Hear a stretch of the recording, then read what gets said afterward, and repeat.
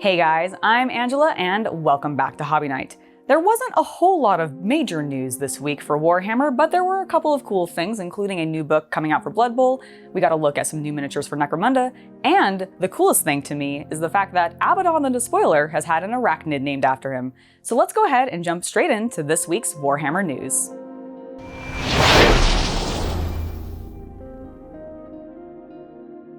Alright, I wanted to start today with the arachnid because Abaddon the Despoiler has had an Australian arachnid named after him. Now the reason I keep saying arachnid and not spider is because there is a difference, and the scientist who named the bug, I don't know if it's a bug actually, I don't know if that's correct, but the insect, made a very big distinction about it, and I actually thought it was cool because I did not know what the actual difference was between a spider and arachnid. Apparently, it is that arachnids don't have fangs, they are not poisonous or venomous, I believe, and they don't produce silk, whereas spiders do. I think it's very, very funny that the Warmaster of Chaos has been named, or a bug has been named after him that is harmless. Like, this creature is harmless, but it is very, very spiky, and that is one of the reasons why Dr. Shahan, I hope I pronounced that correctly, named it, let's see, it's called Abaddon Despoilator, is how it's pronounced. I believe it's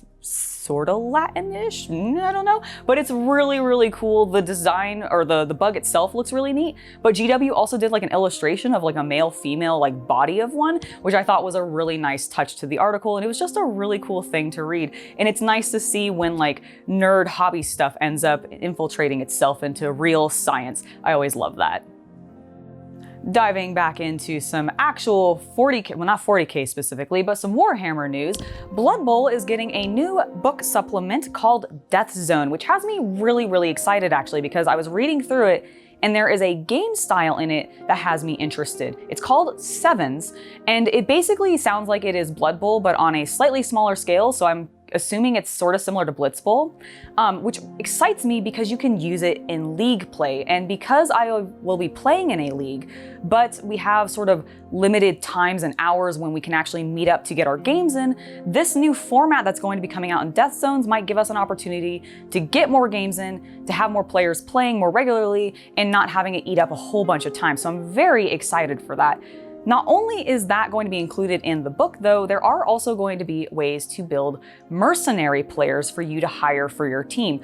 Unlike the star players, they're not quite as good, but this is an option, or a good way to have an option to build characters and players that maybe you have holes missing in your team. So like, for example, mine undead team, I might want to hire a mercenary player that's good at catching, because that's not really a thing that my guys do, or throwing, because that's also really not a thing. Like passing is just not a thing the undead really do. So maybe hiring a mercenary who is willing to work with my team through this new book might be a good way for me to add that mechanic into my game a little bit more.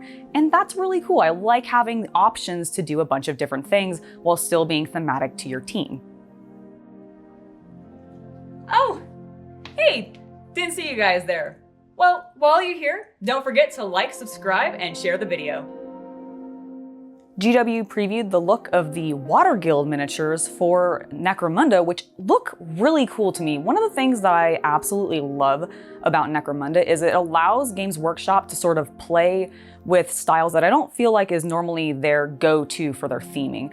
While these Necromunda figures do have a little bit of like a Mechanicus feel to them, they also, to me, have a very like Mass Effect look, as well as a Bioshock look. Like obviously the big nautical guy that's in the big tank or whatever feels very Big Daddy to me, but the woman with like the weird tendril things that are like off of her shoulders, I don't know, there's something about her that reads Mass Effect, and I love the mix of those genres, and Necromunda is a place where they can play with that in the same way that like Underworlds is, I feel like, a way for them to play with other styles in their Age of Sigmar line. Necromunda allows them to do this, and I really like them. My only complaint is the fact that they're a Forge World exclusive miniature, and much like some of the Blood Bowl characters that I really like and want to be able to use, they're harder to get when they're exclusive to Forge World, and I really wish GW would stop doing that. My wait for Cursed City continues, and they keep taunting me with more articles about how cool it is and showing the miniatures some more and really making me want them in my hands already so that I can start painting them. And it didn't help that this week's was specifically about their Deathwalkers, or the Deathwalker Zombies as they are called, which are just really cool. Their lore actually makes me very excited to continue to want to use them as my Poxwalker substitute, because apparently the way that they are created is they get buried into this semi-sentient corpse garden, and then they're raised back up by Gorslav, which is that guy with a shovel that we had seen previously. So he brings them back up with his death magic. He, I think, sends them forward, I suppose, maybe commands them a little bit. Would be really interesting, actually, if somebody did a conversion of maybe that miniature as like a substitution for Typhus, because Typhus in the Death Guard army, obviously he sort of synergizes with the Poxwalkers really well. If you wanted to use the zombies in this and have your Death Guard army be themed a little bit more towards that direction, I wonder if that figure would actually work as a Typhus, and if you could do something really cool to make him a little bit more Death Guardian, really unique looking. But like, oh God, I really like the miniatures we keep seeing from these. I like the lore that's coming out for it that they're showing us. Another little tidbit that I thought was kind of cool about the Gravekeeper is that apparently he just doesn't speak ever, which makes sense. It's sort of, if you look at his face, like he probably just moans a lot. And who knows, maybe he doesn't even make sounds, but he doesn't talk or anything, which I think is also kind of a neat silent command to the zombie horde that he just sends forward, I assume psychically or whatever. I don't know, it's really cool. I'm very hyped for this game still. I really, really want it to come out soon. Hopefully we'll get an announcement date sooner rather than later. With the release of Pariah Nexus, because I think it's out now, I'm not really 100% sure. The shipping has still been delayed in the US because of weather and everything like that still, so I'm not 100% sure if it's out yet. But I believe with the release of it, I've started to see rumors online that the heavy intercessors are actually out there in the wild as an individual box. And I'm curious if some of the other kits are as well, because if that's true, then my complaint last week to GW about how Pariah Nexus really should just be released simultaneously, or not even necessarily that specific kit, but just any time they do these big box sets where they have miniatures that are exclusive to them or new in them, like this is a new release, this is one of the only ways to get it. I thought it was really dumb that that was the only way to get it. Why not just release the individual kits simultaneously so that the people who only want those portions of the miniatures that are in there can get them and not take away the box sets for the people who want it for what it's actually meant for, which was, in this case, Kill Team. If this is true and the heavy intercessors are out there, then I'm really I take back my complaint, because this is exactly what I wanted them to do. It makes the most sense to me, and I hope that they continue it. Let me know down in the comments if you've been able to get your hands on some heavy intercessors, or if you've actually seen them in the wild, either at your friendly local game store, at your friendly local GW store, I suppose. But yeah, let me know down in the comments and tell me if you've seen them.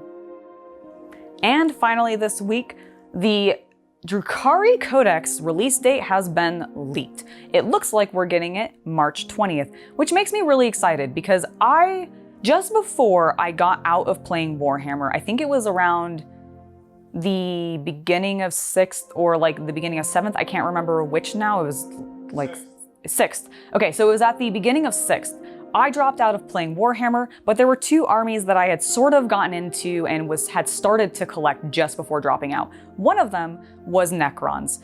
That's been covered, I've gotten those. The other one was the Dark Eldar, as they were formerly known. Now they're the Drukhari.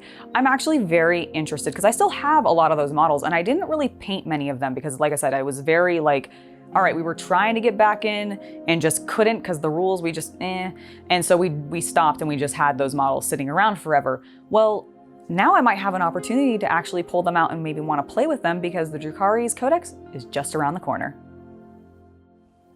All right, well, that has been this week in Warhammer news. Like I said, not a whole lot of things, but that's Arachnid was very, very cool. And speaking of Abaddon the Despoiler, make sure that if you want to see him painted, you check out Monday's painting video, because I am going to be painting a portion of him, because we're gonna be doing him in 2 parts, but I'm gonna get started with part 1, and I'm very, very excited for it. And then next week, we're gonna have part 2. And I actually thought it was really ironic that Abaddon ended up being in the news when I also decided that's what I'm gonna paint because Sigvald hadn't arrived. It works out really, really well. I'm looking forward to it. I hope you are as well. I've been Angela. You've been watching Hobby Night. Thank you so much for watching, and I'll see you guys next time. Bye, guys.